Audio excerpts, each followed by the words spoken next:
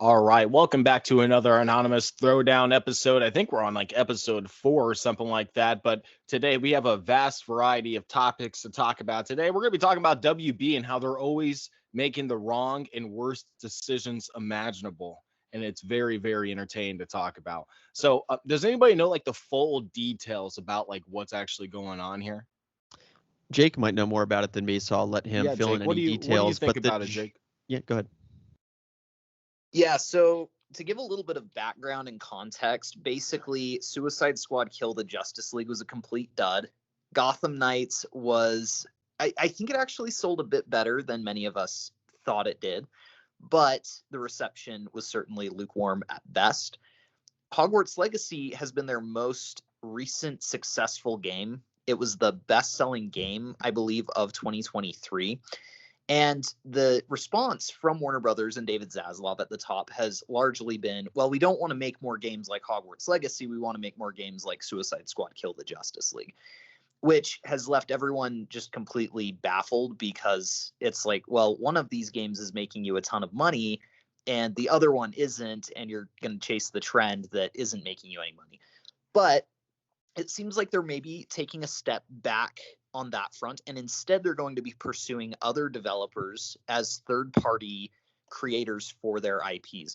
So in other words, that means that a studio could go to Warner Brothers, like let's say Activision could go to Warner Brothers and say, we really want to make a game based on The Flash. Or, I don't know, Ubisoft could say, we really want to make a Harry Potter game. And Warner Brothers could work with them and make sure that their vision is in line with the IP and the quality that they want. And then they could outsource that IP to those developers. So on one hand, this could be really good news because it means that there's a lot of IPs that have been underutilized, like Superman, for example. But on the other hand, there is a definite gamble in quality that you take when you start outsourcing IPs.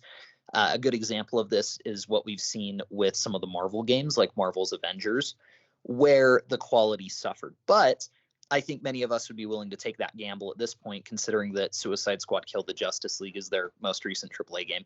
But that's basically where we're at with it right now. And let's also just explain the business side of it to the audience as to why WB is doing this. So WB just reported in Q1 or Q2, I believe, their revenue is just tanking. So they're making less and less money. They're losing money like crazy, and they are just completely struggling. And it's looking pretty bad. And, I don't even know how much longer David Zaslav is going to last there because they're losing so much money and the shareholders are starting to get very antsy. So basically now they're in the situation where they're trying to figure out how they can make money. And the thing with licensing is you make money without having to do work because other companies pay you a flat fee or a commission. It can depend of rev share of how much something makes, but you basically get money without having to have costs. And what WB is trying to avoid right now is making a $100 million movie like The Flash or making a $200 million video game like Suicide Squad Kill the Justice League and losing money on it. And when you license an IP, that means that somebody else just pays you just to use Batman in their game or whatever, or Superman. And then you just get a check just because you own that IP. And so it's a great business to be in, to own the amount of IP that they have. Typically, like Jake mentioned, you want to be in the position where you're making your own content because you can protect the brand of that IP. And other people can really screw up your brand and just tank your legacy and your IP if you're just too loose and fast with who you give it to. But they have no option. They have no money. So, they have to. There's no other choice. And so it's kind of a weird thing where on the one hand, them going bankrupt is bad for DC fans. But on the other hand, it's almost going to help fans in the long run because now we're at least going to get some content from them. Yeah, I think it's long overdue that they should have done this way back when Arkham Knight came out. They should have started making games or making developers that wanted to make games come forward and kind of ask if they can make those types of games. And instead, they just kind of like held on to all of their IPs like really tightly without really distributing any of it. So it was really, this is like the best way to do it. And even if we get like one or two shitters of a game, I feel like the quality of what we're gonna get, or like the games that we would get that we've always wanted, are actually going to be eventually coming forward within whether this decade or the next decade, which is actually pretty exciting. I mean, like, I'm actually happy about that. So I'd rather see a mid like Flash game than no Flash game at all. Well, and here's the thing to think about is that, as Jake mentioned, the top David Zaslav, being the video game genius and brilliant executive that he is, he wants to do more of the looter shooter season pass kind of model of games. But when he licensed out to other studios, not every other studio wants to do that. I mean, feasibly, they could license to Insomniac. I mean, they could give Insomniac a license. It's not necessarily off the table. I would be surprised if it happens, but that's the sort of thing where Insomniac could go and say, hey, we want to make a Batman game. And WB is like, okay, fine, just pay us, $50 million and you can use Batman IP, whatever. You can make those deals. And so it's going to be interesting. And I think there's going to be a game that's announced kind of out of left field that nobody would expect with DCIP. And there's so many other things that they could do too. I mean, they did this, by the way. I'm pretty sure IP was licensed out for the first person shooter game, Gotham City Imposters. That game was really good. It was really fun, and it took place in the Batman universe, but it was also kind of like weird and unexpected. It's not like what you would think a DC game would be. And so we could maybe get more games like that too, where it's kind of off the beaten path, not something you would necessarily expect or predict. And that IP would be cheaper because they didn't actually have Batman in it. They're just kind of using Gotham and lighter IPs that aren't as expensive. So I don't know. I have my fingers crossed. It can't get any worse. Like, let's just be real. It can't get any worse than what it currently is. It's impossible. You cannot get any worse than Suicide Squad game. It is maybe the worst superhero game ever made. I would probably rather play Marvel's Avengers because at least in that game you can play as Captain America and Thor and like cool characters. I mean, in this game you play as King Shark. Characters too. Yeah, you play with King Shark with a minigun. But it's not exactly. It's not even King Shark. It's King Shark with a minigun for some reason. So it's not even like the authentic King Shark experience. I mean, it's horrible. It's laughable. So it cannot possibly get any worse than what we currently have. So I have zero concerns about them licensing it out. I mean, give these games like whoever made Cyberpunk 2077, that game was a disaster. Give them the WBIP. It'll still be better than Suicide Squad Kill the Justice League. Like, just give it to all the fuck ups and just give them a second chance. It'll still be better than Suicide Squad. Oh my God. You know how funny it would be if like Square Enix comes forward, the guys that made Avengers, and they're like, hey, can we have the Suicide Squad IP? And they make a better Suicide. They pull a James Gunn and they like, yeah, fuck this shit. We're going to make a better Suicide Squad game than y'all. I bet they could do it too. I honestly bet they could make each character feel like a unique character like they did with Avengers. No, they would make like a Justice League game, but it would literally be the exact same copy and pasted. They just like replace Captain America with Batman. It's just like the same game, like the plot's the same and everything. Honestly, I dig it. Miss Marvel, it's like Batgirl, and it's just like the same like story.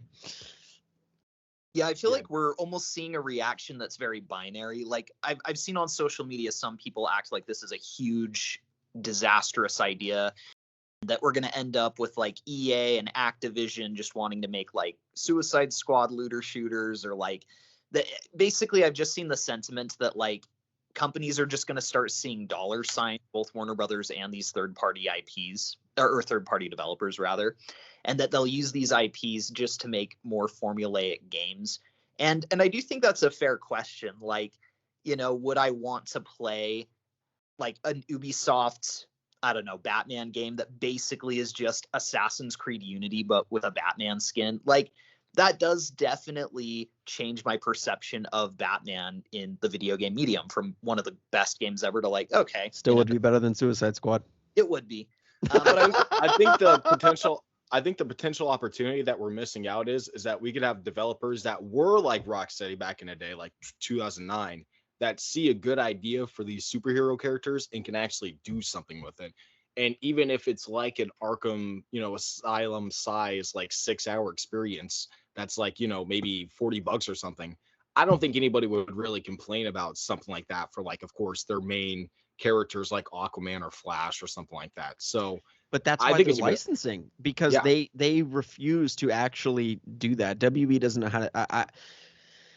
They knew how to do that when they acquired Rocksteady. They could like identify the up and coming studios and give it, and they made that decision to give Arkham Asylum to Rocksteady and own it internally. But now. And actually, fact check me if I'm wrong, but I don't even think they owned Rocksteady when Arkham Asylum came out. I think they That's bought him after Asylum. I think Yeah. they bought them after Arkham City. Yeah, after They City. bought him after City, yeah. So I think Arkham Asylum, oddly enough, was actually a licensing deal. I'm pretty sure.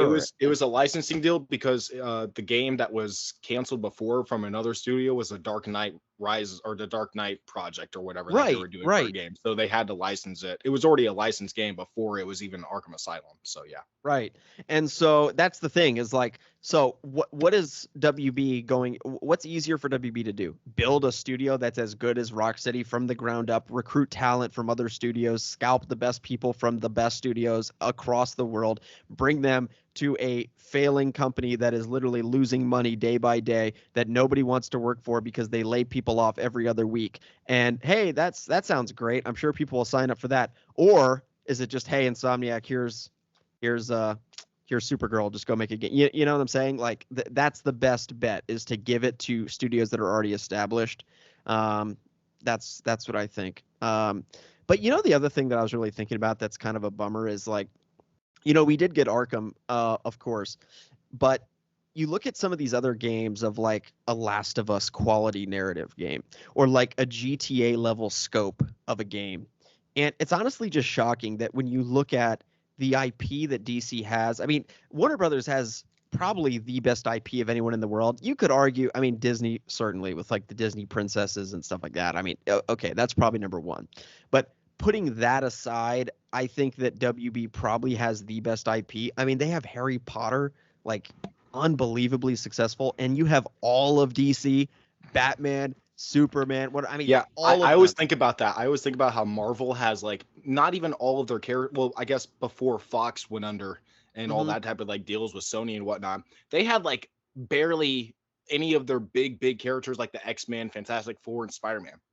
So the fact that DC has all of their characters and they don't do shit with them is so funny. It's hilarious. And so here's the part that's really scary is that if WB gets to the point that Marvel was back in the day, what like let's go back to it. Why does Marvel not own all their characters? Because they were broke. They needed money, and so they sold entire freaking characters to other studios for I don't know how much money, probably hundreds of millions, if however much Spider-Man was yeah, Spider-Man was in the cost 90s, so a much. shit ton of money.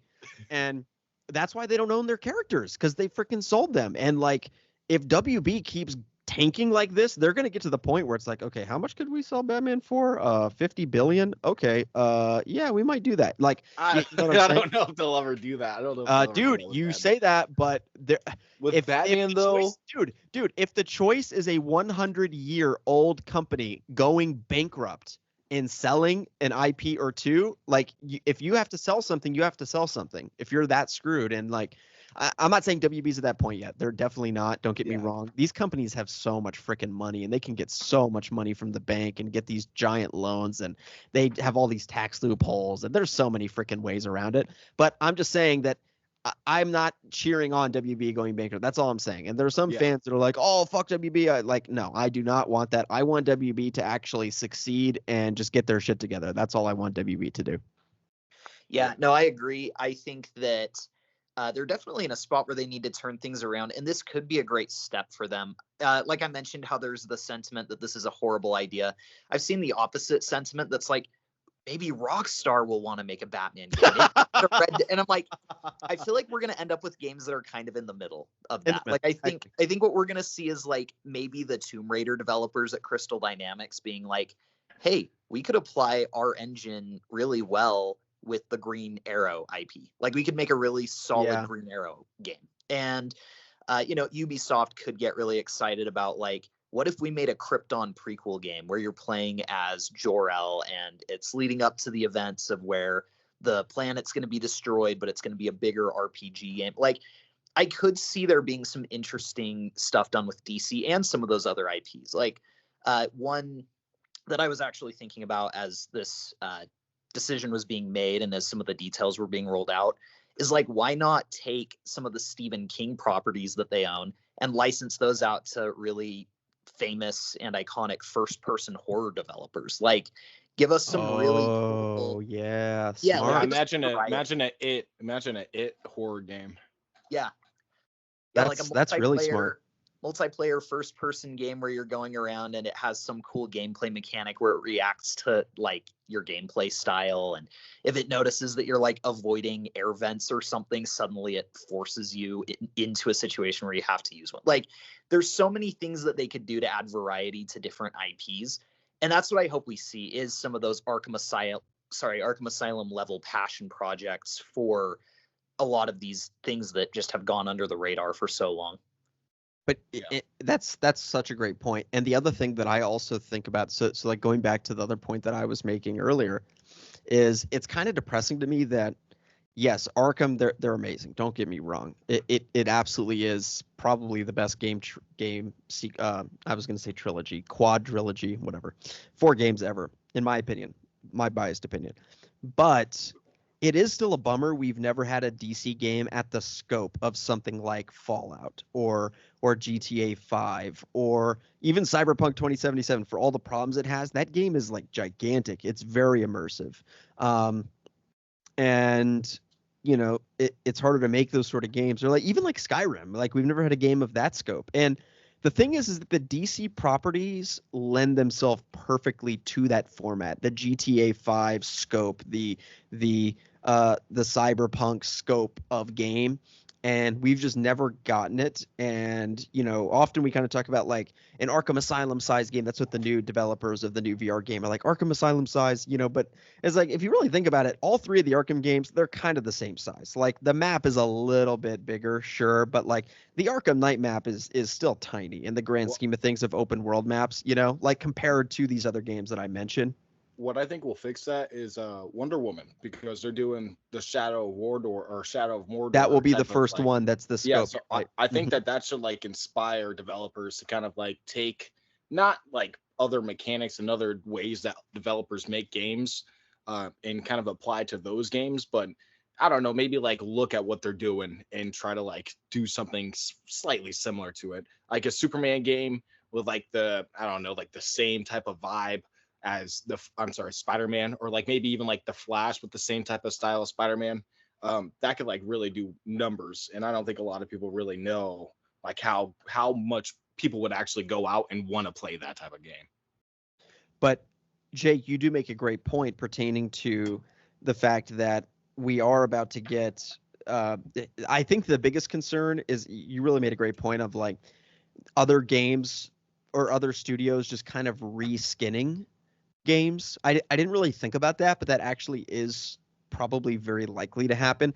And honestly, Insomniac for me has a little bit of that problem where I even looked at the Wolverine footage. I didn't play it. I swear I didn't play it, but I did. I did look at the footage, and I was like, yeah, like it's like clearly the same engine. Like it's clearly the same kind of free flow combat system, and and when you look at the Miles Morales game versus the core Spider-Man game, I mean, in a sense, it makes sense that they have the same gameplay mechanics, but there is a little bit of that dynamic that each studio has their own engine, and they just kind of reskin it multiple times. And so, yeah, if the Tomb Raider game studio, which by the way, I like those games, I really like the Tomb Raider games. Yeah.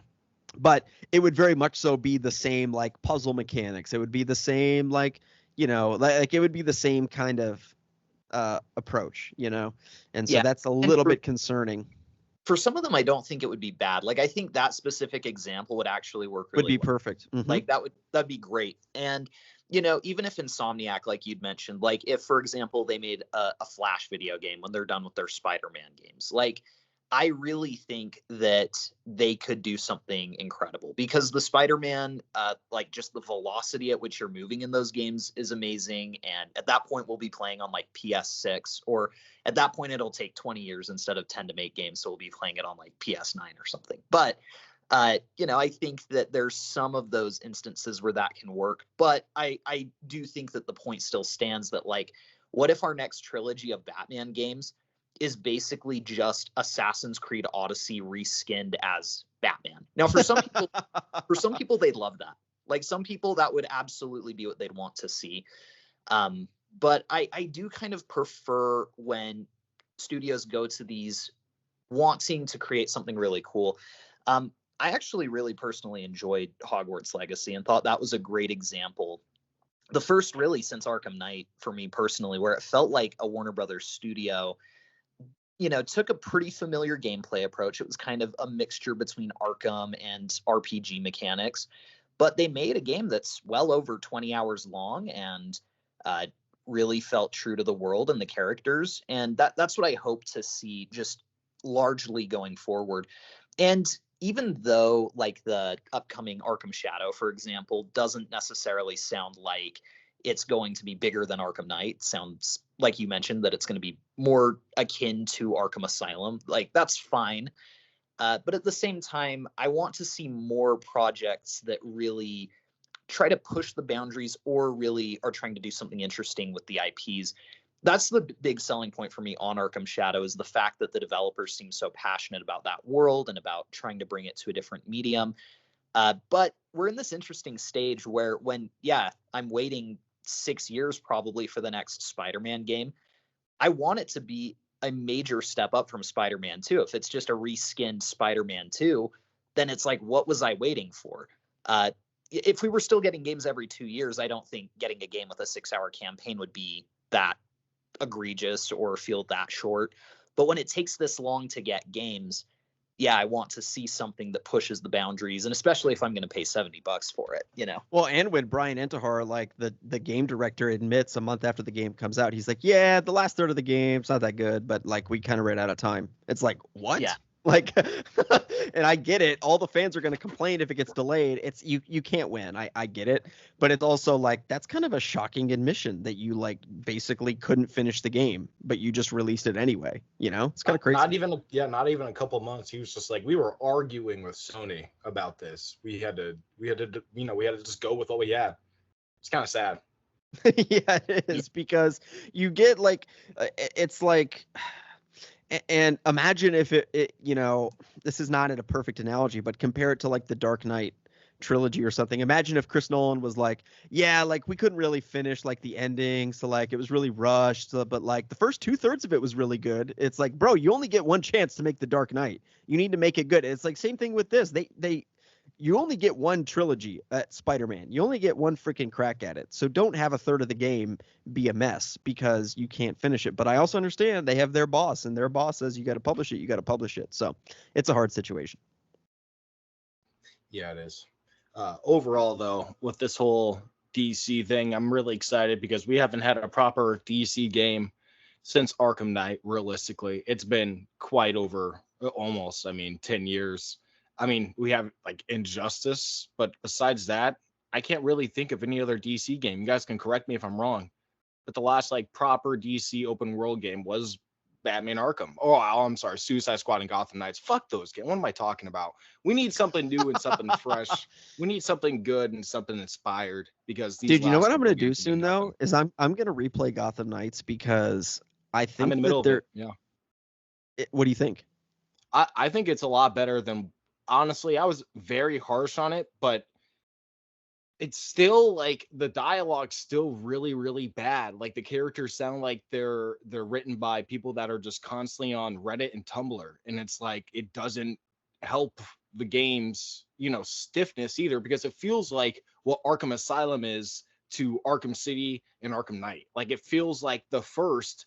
Even though you had like all those Arkham games that you could have pulled from to make it feel smooth, instead they tried to do their own thing that felt like. But to be fair, it was their first. Like it was.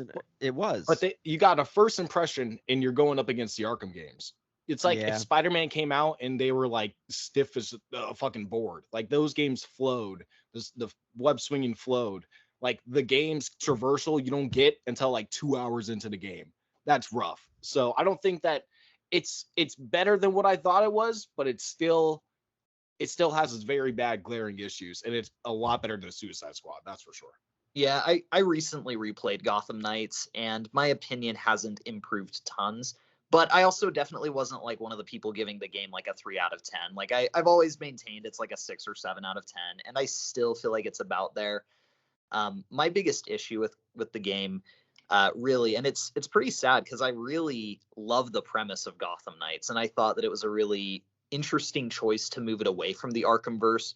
But my issue really is that they didn't make any huge swings with their premise. It's like after the death of Bruce Wayne, it's a very safe story. And there's really just not enough to keep me engaged. The best parts of the game are the villain case files, but there's only 3 of them.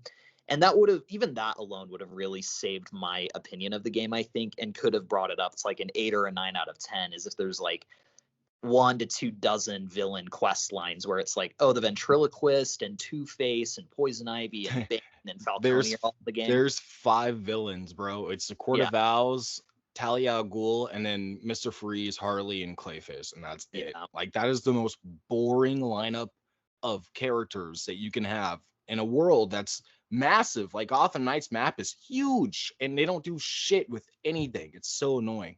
Well, and the other thing I'll mention just really quickly is that I feel like we've kind of reached this point where AAA games all have to hit this very specific benchmark where there has to be motion capture and there has to be a certain level of quality to the graphics, which in many cases I think is awesome. But in other cases, I mean, I look at Gotham Knights and I didn't really care. Like, if a Superman game came out, my priority would be having fun with it. I don't care if it's like the most realistic looking game ever made. But there's this level of polish that's just expected, and perhaps deservedly so when you're dropping that much money on a game. But that was another thing. It felt like they were definitely prioritizing like graphics and the multiplayer support over the speed of traversal and the combat, things like that. Jake, would you like a Superman game if they made you have to do 2 hours worth of side quests to get his flight? No, but I would enjoy I would enjoy a Superman game with the graphics of Spider-Man 2 from 2004. Yeah, no, I mean, I just want to fly. Like, the first thing I want to do is start flying around. Like, that's like the quintessential thing. And even with the Wonder Woman game, I hope like as soon as the game starts, they let you run around as fucking Wonder Woman and just fly around and just do fun stuff. There's this great speech from Sefton Hill. And you can just look it up. You can look up like Sefton Hill Arkham City speech. And he breaks down everything that they did to make Arkham City fun. And it is one of the most interesting watches, because then when you compare it to Suicide Squad Kill the Justice League, they follow none of that. Like, one of the things that he says is like, don't ever make your player earn the fun. Like, don't ever make them like earn the fun. Like, in Arkham City, we give you the free flow combat right out of the gate. And so even before you're upgraded, you're already having fun playing the game. And then recently it has been this trend of like, no, you have to like grind to unlock anything fun to do in the game. And that's even subjective if because every game has AGLs, artificial game lengtheners, and they want to be able to say, oh, the game takes 25 hours to complete, and they want to get it to that length, but there's nothing that actually, but they still kind of have the same amount of story as a game from like the early 2010s, like Arkham City. It's still like the same amount of meat, but then they just put in all this extra stuff in there, you know? And so that's what I think is happening, is that games are so obsessed with hitting that length that they add in all this extra BS that's not really key to the game. Yeah, I definitely say give Gotham Knights another try, because I mean, I think it is worth another like playthrough if you do it. And you know, bro, I made a whole song about that. Like, I'm sorry, G Knights. Ooh, I am for real. Yeah, exactly. That was still a banger. That's your best video ever. Like, bro, I'm keeping it pinned for like the remainder of my channel. But I seriously think it's like, besides having to upgrade and do everything, like, I think the premise of the game and the concepts is what they do. Like, the interrogation, like where you get to fly around and like interrogate people, I think that's pretty interesting. Like, that's pretty cool to find like little clues and stuff like that. But just, you're gonna like run into dialogue and gameplay issues like all the time, and it's like, it's a bummer. It's like a sad case, because there's so much potential within that concept and within what they did, and they just kind of squandered it with. I think it should have been. I'm still one of those people that think it should have been in Arkham, because it's the same concept. If you just did it in Arkham, like Batman died, now all these characters have something to do, and they, instead of putting in a new world with worse, combat, with worse dialogue and worse traversal, it's like, it's rough. It's rough, but I think that people would still enjoy playing it once again. Yeah, no, I just don't understand why everything like is trying to be the same like UI and same I don't know, gameplay mechanics, insane combat. Because like even what you mentioned with the interrogation system, I agree with you. But again, recently I was replaying Arkham Knight as well. I've just been replaying a lot of the DC games leading up to Arkham Shadow. But in Arkham Knight, there's an interrogation system as well with the Riddler thugs. But the only difference is there's like better dialogue, better animations. You can like dangle them over a railing by their foot. Like it's In I don't know. Arkham Knight, they could counter you too. Yeah, well, that's one of Yeah, the, that was one of the funnest things I remember like learning about the game before it came out. I'm like, they could counter you in the freaking interrogation. This is like the 10 out of 10 game.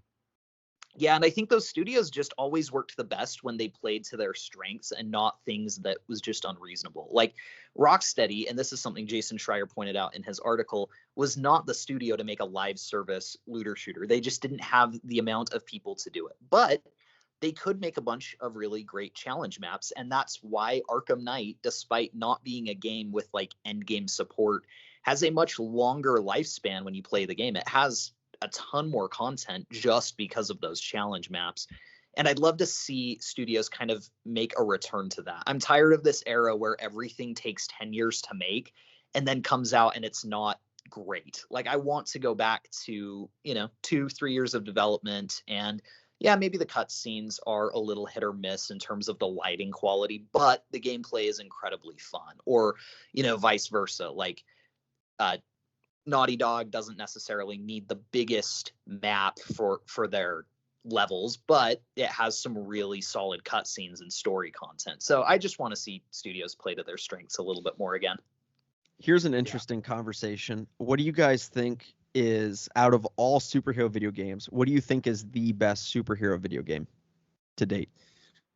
If I were to start, it's a very hard tie between Arkham City, just all around. It's like there's nothing really wrong with it. Like the dialogue, there's like maybe a few dialogue things, and the traversal is a little slow. But besides all of those things, it's like a perfect game. It's a full package perfect game. Like you could play that game and you could still have fun with it today.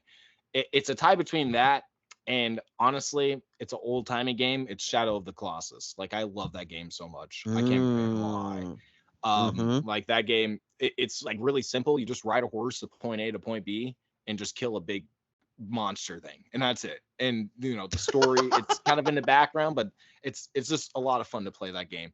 And if I were to say number two, honestly, I like Spider-Man. I like Spider-Man PS4. Like I have good vibes from that game. Like when it came out in 2018. It's a great game. It was so much fun when it came out. The hype for it, just everything about it. That's like my personal top two, I guess, like since those first ones are tied. Jake? Yeah, I think I'd agree. Arkham City still holds the top spot for me, not because it hasn't been outdone in certain aspects by other games. For example, I do think Spider-Man 2018 has a better written story that has more nuance to the characters. And I think that Spider-Man 2 has better traversal, for example. But I still cry to the Aunt May scene, bro. Yeah, no, it's a really heavy hitting moment. I do think that there's a lot that gets overlooked in Arkham City. Like I've seen this opinion spread more and more that like there's no character arc, there's no development. It's just a very bland take on the characters, which I couldn't agree less with. I think that it's actually a very nuanced approach to the character. It's just told in a very different way because Batman's very stoic. He doesn't have all these monologues about how he's feeling. But with that being said, like Arkham Knight is an improvement on Arkham City in almost every way, but there's so many nitpicks that I have with how they told that story that I can't say that I like it more than Arkham City. So I would say that Arkham City is still my favorite superhero game. I hate when people say that about Arkham City too, about the story with Batman having no arc, because he literally has Joker die at the end. Like that's like the most Batman like arc thing that you could do with him is kill one of his villains right in front of him, kind of because his of him. main villain, right? His main villain, and in the DLC they literally show that he's acting different and he's completely changed. So anybody that says that didn't play the game all the way through or just didn't like actually listen to the dialogue. Well, like you said, like it's more in Arkham City, it's more subtle. It's more like watching. It's more like watching an art house film in the sense that the character arc and the story beats, it's not as in your face. It's not as explained, and so like even just the metaphor of like the opening scene in the game of the Cain and Abel drawing versus like the end of the game, and like certain things like it, like there's complexity to it, but you have to be more intentional in discerning it and discerning the arcs rather than, like you said, in sort of like Batman just like crying on screen. You know, it's like a I little would bit say more. I would say it feels more like a mini series in a way, because like there's like the sections of the game that kind of tackle each villain. Like there's a Penguin Museum mission, and then there's the iceberg, or like the That's true. the Mr. Freeze mission, and then the Ra's al Ghul mission. I feel like the Ra's al Ghul missions where you start seeing Batman change a lot, because he's like trying to ask for help from the villain and saying that he would join him even though he's lying. He's like that desperate to have a few more hours to be alive. So those things like that, I played that game so many times. Like if anybody tries to argue with me with it, man, that game's amazing. Yeah, my opinion might get me torched Oh God, because here's the thing: is are you gonna say Guardians of the it's Galaxy? no Arkham Telltale, City. Telltale's, So Telltale's Guardians of the no, Galaxy. stop. No, of course it's an Arkham game. Come on, I'm not an idiot. No offense to the Insomniac fans out there, but I think Arkham City is like a perfect game. There's really nothing that you would change about it. Everything about it, I think, is perfect. And anything that you nitpick as something that you would change is more a byproduct of innovations and technology that didn't exist at that time.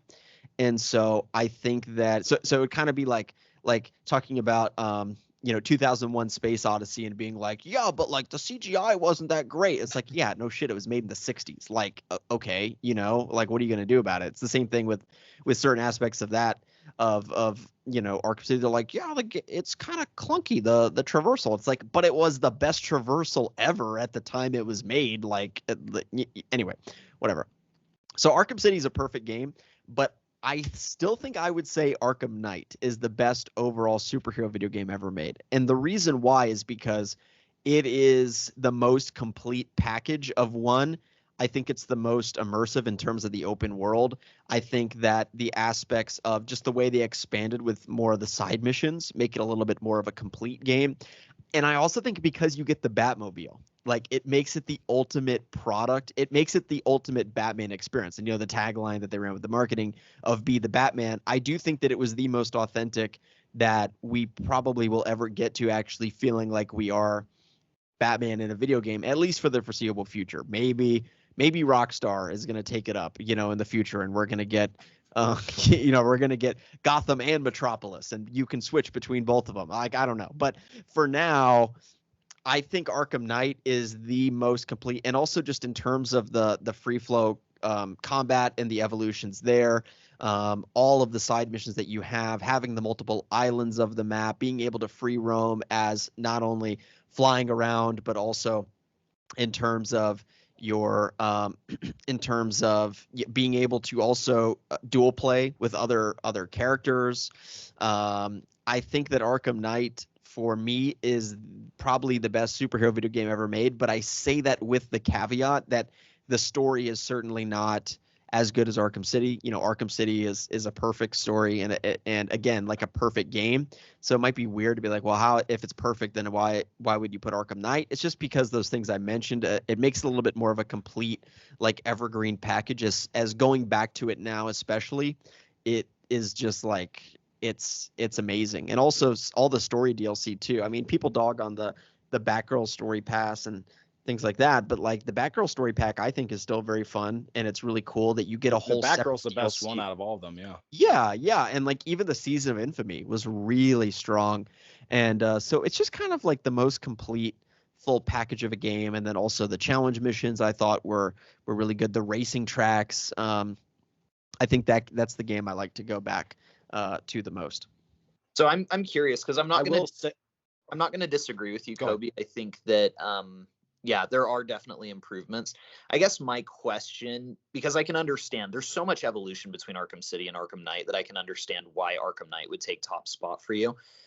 What is it about the Insomniac Spider-Man games that has not outdone that for you? Because one could argue that those do have more innovative traversal and gameplay mechanics. Like, what about those still does not top Arkham Knight? Yeah, that's a good question. I think a big part of it, I mean, just being totally honest, is just my bias that I am, a bigger Batman fan than Spider-Man, and that's just probably just the biggest thing for me is that he's my favorite superhero. Now, I will say though, I was about to say I could answer that for you if you wanted, Kobe. Go ahead. Well, for Spider-Man 2 and Arkham Knight, they're both the third additions to the actual franchise of both respective companies. I will say that both Arkham Knight and Spider-Man 2 have equally shit stories, but they have equally good traversal and equally good combat.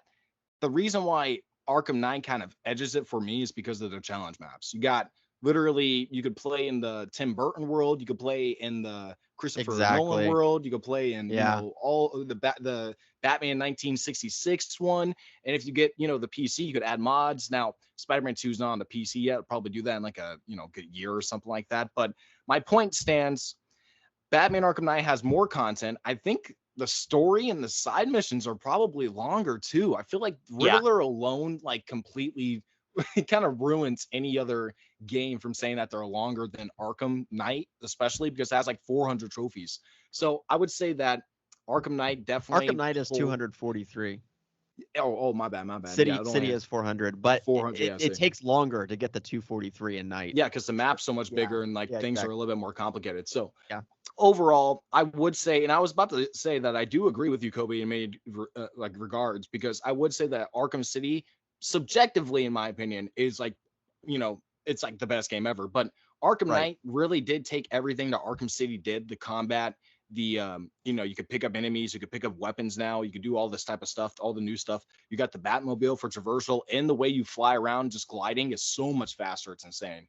The graphics itself looks better. The only thing that's like not better is the story, but the story, I mean, like, it's not the worst. There's a lot of slow parts in my opinion, like replaying it like recently, it's like really, really slow in some departments, and like there's a lot of unnecessary fluff in there. But in which game, sorry? In Arkham Knight. Arkham City, I feel like, is like a perfect, it's straightforward. It's just like following exactly what's going on. Arkham Knight, it's like trying really hard to be something like more intelligent than what it is. It's almost like trying to be like a Snyder movie. And I'm like, get the fuck out of here. You know what I mean? So I think that overall, Arkham Knight, while the story is still not the best compared to Spider-Man 2, they still do the villain thing where the main villain isn't really the main villain who everybody knows. It's like another guy who's just there. It's like it's kind of similar, but at the same time, I think Arkham Knight edges it out with the challenge maps. Yeah, no, I think that makes sense. That's a totally understandable perspective on it. I do think it's interesting because that is probably the most heated debate in the comic book video game community, as those are the two top viewed superhero game franchises of all time. I'd agree. I think Arkham still edges out Insomniac Spider-Man, but it is a very close race. Both franchises are amazing. Yeah.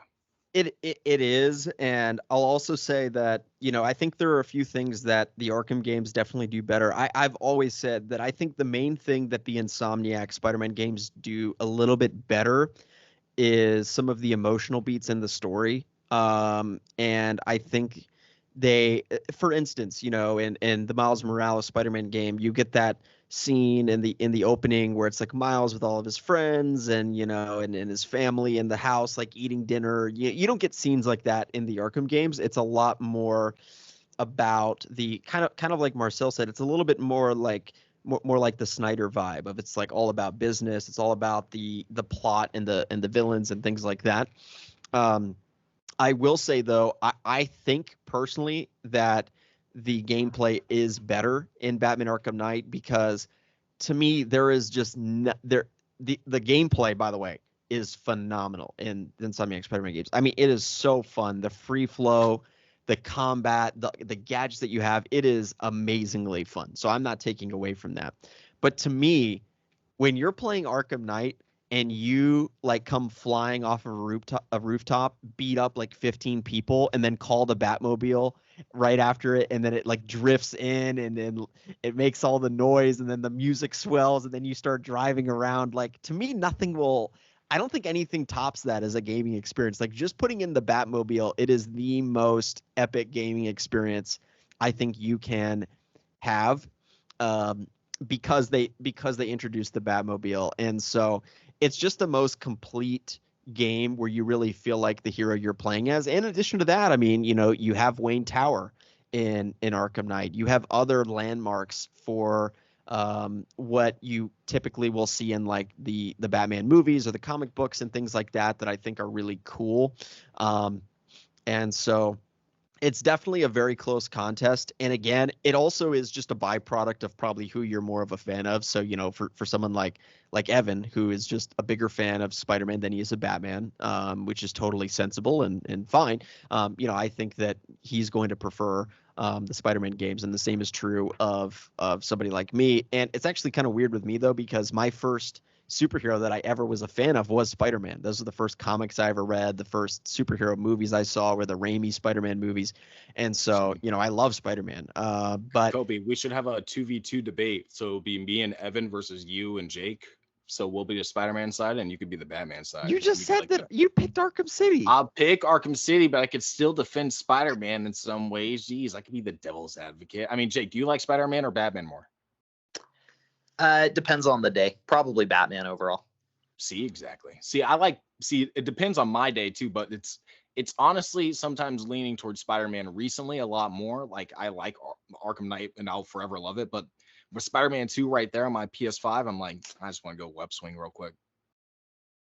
Yeah, and that's what I'm saying is I just want to freaking drive around in the Batmobile and like demolish people. Like to me, it's more the combat is more epic. It's more epic and like more grandiose. Again, like that opening scene where he's like, "What are you doing, Alfred? Evening the odds." And then he just like he presses RT and then he goes flying down. Like, bro, come on. There's no scene like that in Insomniac. Like, there's just not. I'm sorry. I don't mean to offend anybody, but it is so freaking epic. And because it was sort of a byproduct of that Nolan era, like the way in which they did the cinematography of the game, it's not cinematography because it's, you know what I'm saying, and the music and like the score and everything. I do think the score is better in the Arkham games than the Insomniac games, and it's just like to me, and also I think I mean, I just like the graphics and the art design a little bit better. I think that Rocksteady, especially when you look at that game in 2015, it's actually unbelievable how it looks. It is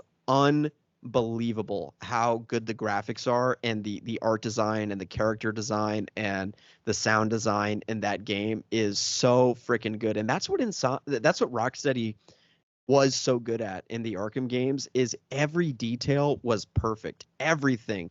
Arkham Asylum probably has the strongest like environment art direction of any game I've ever played. Just like how creepy it is and everything about that aspect of Asylum is perfect. Of course, the free flow combat is like very dated in that game compared to now. But overall, I just think that Arkham Knight and the Arkham games as a whole are a more authentic and true video game experience for the superhero video game genre overall. But I know that many people will disagree with me. And there are things, as I said, that Insomniac does better. I think if Rocksteady were to make another Arkham game, getting more like character beats and more like flashbacks and, like they could have had some nice flashbacks of like building rapport between, Bruce Wayne and Alfred or things like that, like a little bit more character moments. I think that's something that when I play through the Insomniac games, I do realize that Arkham probably could have done a little bit better. And they started to do that with Arkham Knight, with the Barbara Gordon flashbacks and things like that, but never quite to the extent that Insomniac got. So that's an area of certain emotional beats that I think that Insomniac is stronger. But I will say that overall, in terms of a complete package, to me, I think Rocksteady clears it pretty easily. I'm just saying, if they ever make a Batman reboot for a game, they should like try to somewhat adapt or at least do like a side mission with Mask of the Phantasm being adapted.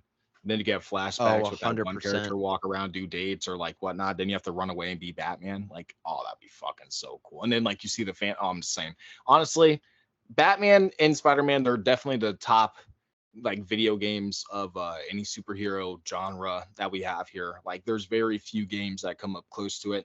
So I just can't wait to see the next installment of Spider-Man. And I personally can't wait for Wonder Woman. I played like 10 minutes of Shadow of, I think it was Mordor, whatever one it was on Steam that I bought.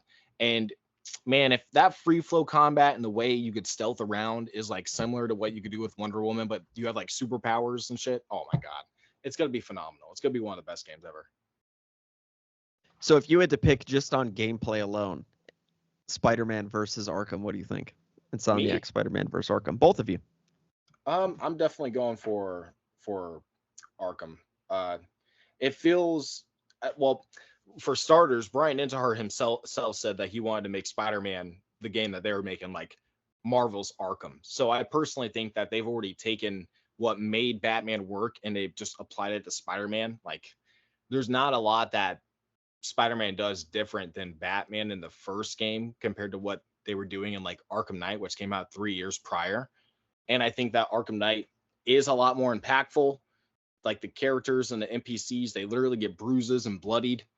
And just like when you like cape stun somebody and punch the shit out of them 20 times, and the sound effects where it's like douche, like it's just, to me, it's just, the gameplay is so freaking badass. It reminds me, I will never forget the first time I played the Force Unleashed, the opening mission of Force Unleashed, when you get your force. Actually, it followed the principles of what of what Rocksteady was talking about, of just give you Sefton Hill was saying, of give the player all the power like right away, because you literally are just like force launching people 50 yards off of bridges and just like fucking obliterating people at the opening scene of that game, and it's so freaking epic.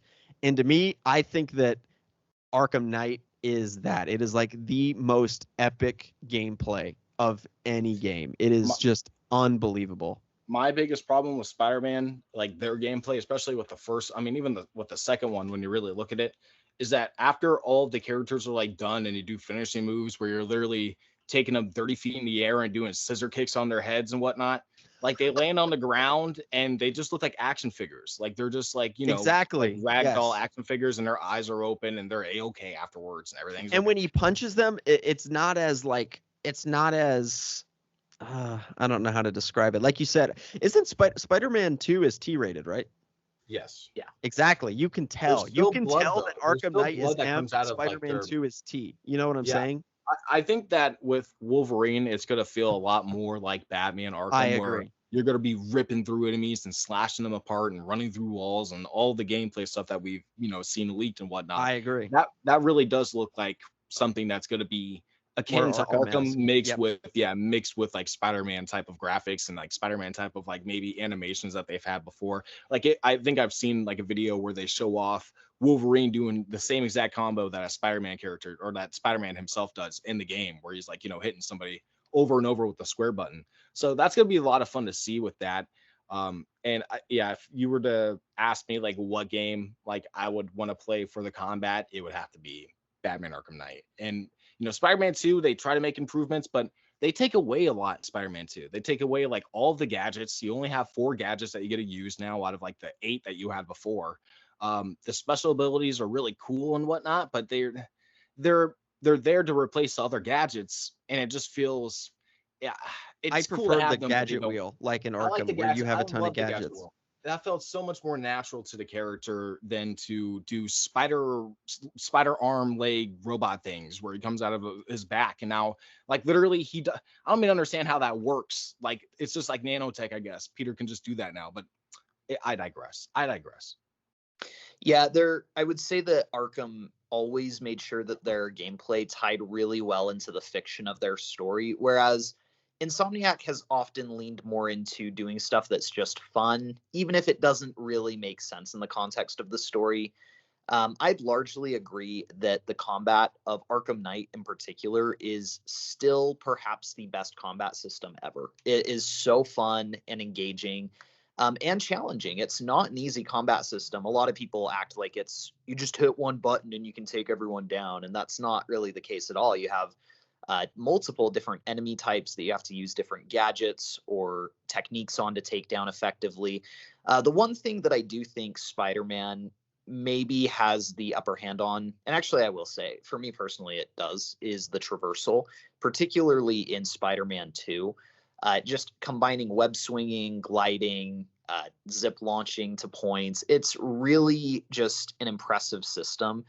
And I do think it's fair to wonder like how they could have evolved the Batman traversal much further, because I don't know, like in the comics, that is what he's known for. He drives the Batmobile, he grapples, he glides. Like I don't know what else you really add to that system to improve it, but uh, that's something that I just think inherently as a character, Spider-Man has more.